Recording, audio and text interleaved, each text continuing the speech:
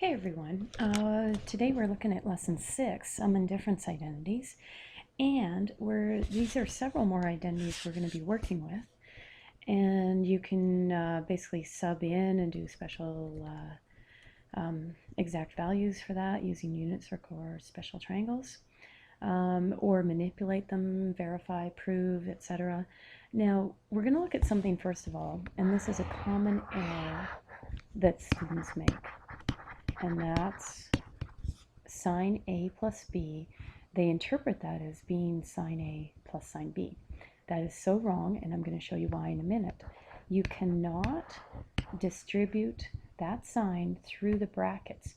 Trig functions do not work like regular algebra does, right? So the only way you can rewrite sine of bracket A plus B is if you use its identity, which we're going to look at on the next page. So let me just show you why this doesn't work. If you have sine of, say, let's use angles A and B of 60 and 30. So let's say we have 60 plus 30, okay, so A plus B, and then we're going to show that this does not equal sine of 60 plus sine of 30. Okay, now we know 60 plus 30 is 90, so the left side really reduces to sine of 90, which is equal to 1, right? Big unit circle, 90 is up here, the y value is 1. Okay, or let's simplify the right-hand side, 60 degrees. Sine there is big, so root 3 over 2, plus the sine of 30, which is 1/2. Do we think that this is going to equal 1? No. Okay, so that kind of proves that you shouldn't be making those two things equally to each other. Now, we could use exact values to verify basically the identities we're going to be looking at, but we're going to leave that for another time because that's just, taking unit circle exact values, putting it in the equation and showing that it's left side equal right side. Let's take a look at the next page. Okay, so here's our sine, sum, and difference identities. Now, this is called a sum identity, obviously, because it's A plus B inside a trig function sine. And this is a difference identity because it's A minus B inside the trig function. And then we have our cos values here, okay, and we also have ones for tangent. Now, it says the proof of these identities, the sine and cos, can be found at that. Yes, you can derive those, and we can derive the tan ones as well. So the other two tan ones that we're going to see, we'll just scroll down, are these ones here, okay? So if you are interested in how those are derived, then you're probably going to watch the next few minutes of this video. If not, skip ahead to maybe 5 or 6 minutes, something like that, till we're on the next page. Okay, so those of you still with me, what we're going to do is we're going to derive the tan A plus B identity by taking tan A plus B and changing it to sine over cos. Tan is sine over cos. And just keep the angle the same, A plus B, A plus B. So we know sine of A plus B is this identity from above, and cos of A plus B is that identity. And then what we're going to do, we want to create tans. So we are going to divide the numerator by cos A, cos B. Why would we choose that? Because we end up with some tans when we do that. And same thing on the bottom. We'll divide the bottom by that as well. Because you can't just do that to the top and not the bottom, because then you're changing the value of this identity, right? So we're essentially multiplying the top and the bottom by kind of the same thing. So as shown here, this is what we're doing. It'd be like if we multiply the numerator and denominator by 2, right? 2 over 2 is just equal to 1. So 1 over cos A cos B is over 1 over cos A cos B is just equal to 1, so we're not changing the value. Okay, so when we do this, I would simply take each term here and write it over top of this denominator so that then we can simplify it after that. So I'm going to do that over here, and you can try that as well, and then we'll check back and see if we have the same thing. Okay, so writing that over top of each of those, we can now simplify. So notice here we have a common factor of cos B. We divide that to equal 1. Here we have a common factor of cos A. Again, divide it to equal 1. Here we have a common factor of cos A, 1, cos B, 1. So we'd have 1 times 1 left there. And here, no common factors. Okay, so let's rewrite what that would look like now. So sine A over cos A, as long as these angles are both A, I can then write that as tan A, okay, plus, and then here we have 1 times sine b over cos b. Again, the angles are the same, so that would be tan b, all over top of, okay, now this basically turned into 1 times 1, so we have 1 minus sine a over cos a would be tan a, and sine b over cos b would be tan b. So look at how slick that was and turned everything into tans. So there's our identity. The tan of a plus b is equivalent to tan a plus tan b over 1 minus tan a tan b. Okay, so why don't you guys try that on example 1, see if you can do kind of the same procedure to develop an identity for the tan of a minus b. Okay, so go ahead and do that, and then we'll check back and see if we have the same thing. Pause your video. Okay, so we should have gotten this as our identity, and thus we proved or showed that tan of a minus b is equal to that identity. So again, you don't have to develop those on your own. You can just use the formula sheet. That was just for interest's sake. Let's look at the examples on the next page. Okay, now we're going to use these sum and difference identities to help us determine some more exact values on these first few examples. Express 15 degrees as a difference of 2 special angles and hence determine the exact value of sine 15 with a rational, so no square roots, in the denominator. Okay, so 15 degrees. What are some special angles we for sure know? We know 60 degrees, we know 45, we know 30, and we could keep going, but so 15 degrees.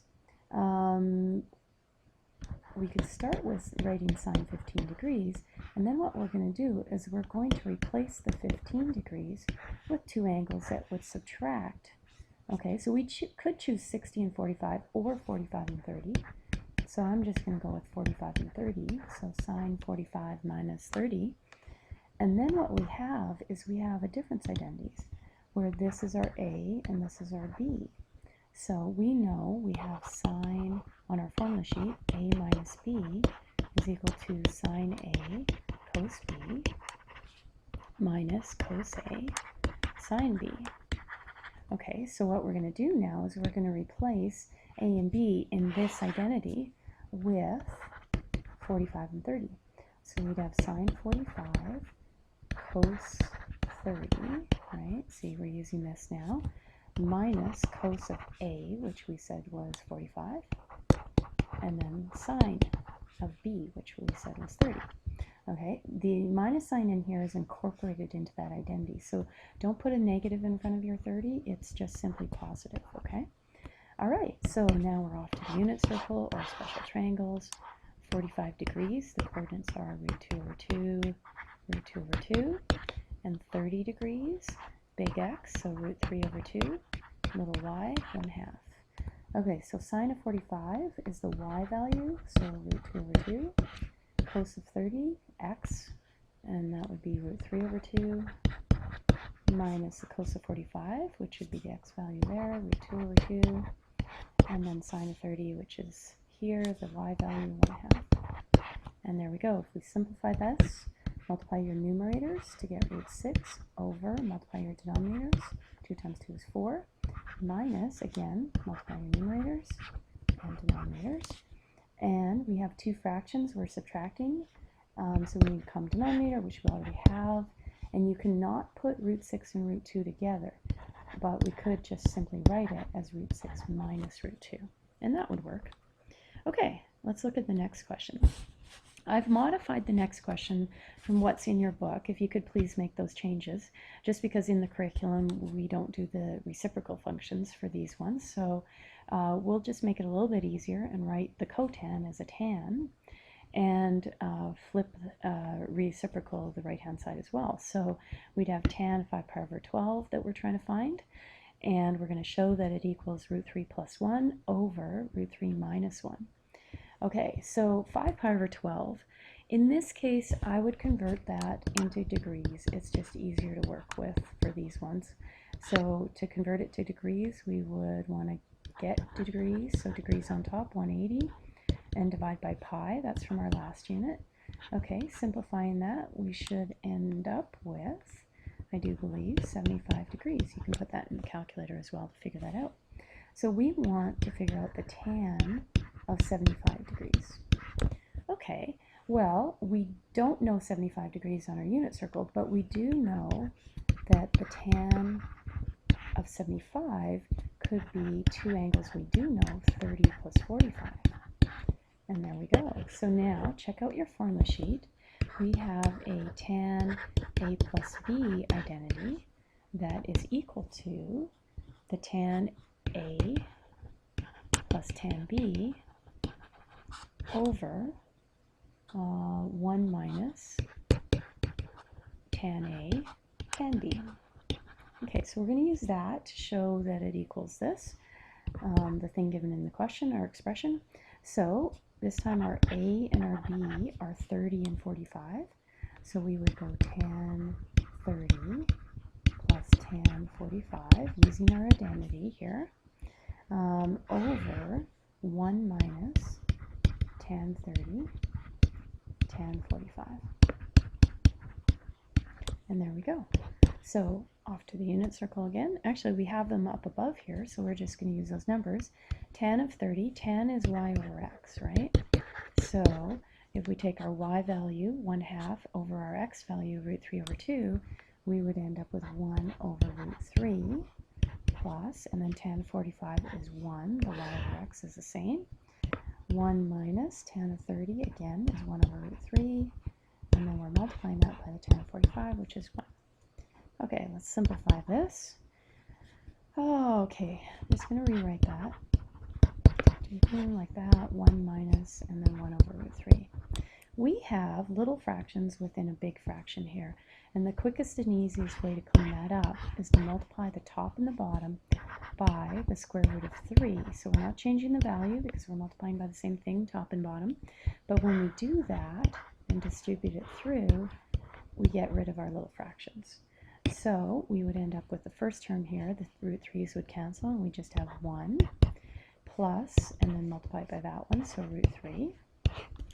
Okay, and then do the same thing on the bottom. Root 3 times 1 would be root 3, minus, and there the root 3's would cancel, so you'd just be left with 1.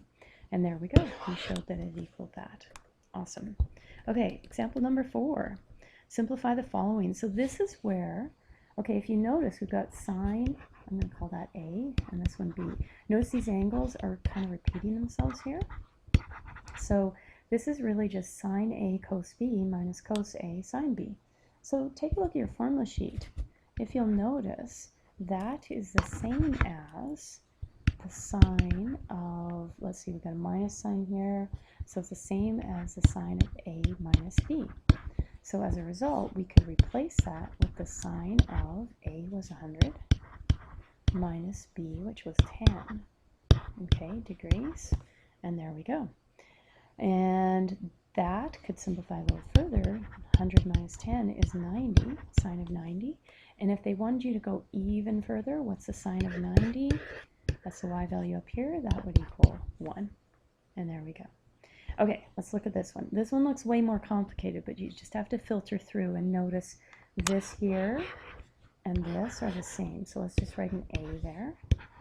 Okay, and this here and this here are the same as well. So we'll just write a B there. The same, but different from the A value. So now, really what we have is cos A, cos B.